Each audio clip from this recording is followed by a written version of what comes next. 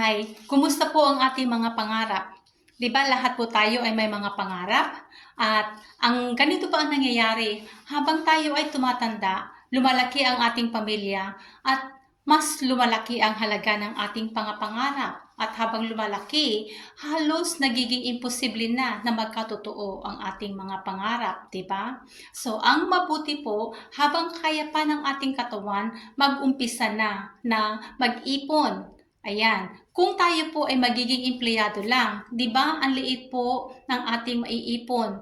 Maliit, matagal bago magkatotoo ang ating mga pangarap. Kaya ang maganda po, habang tayo ay bata pa, mag-umpisa ng magnegosyo.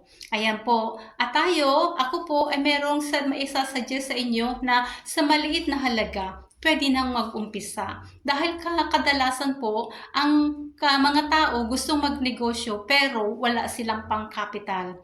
Mag-message lang po kayo at baka makatulong po ako sa inyo para makagawa ng paraan kung paano kayo makapag-umpisa sa maliit na halaga. At sa maliit na halaga, doon po yan mag-uumpisa, maliit, pataas po ng pataas, ng pataas, ng pataas, hanggang ang inyong mga pangarap ay magkatotoo.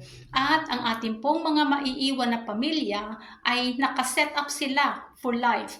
Kaya kailangan po, ngayon pa lang, na kaya ng katawan, mag-umpisa na. So, meron po kaming one-stop shop na kung sa maliit na halaga, magkakaroon na kayo ng ticketing, magkakaroon kayo ng remittances, ng loading, insurance, at may online shopping pa, at marami pa pong iba. So, mag-message lang kayo at baka ito na po ang paraan para makatulong sa inyo na makamit ang inyong mga pangarap.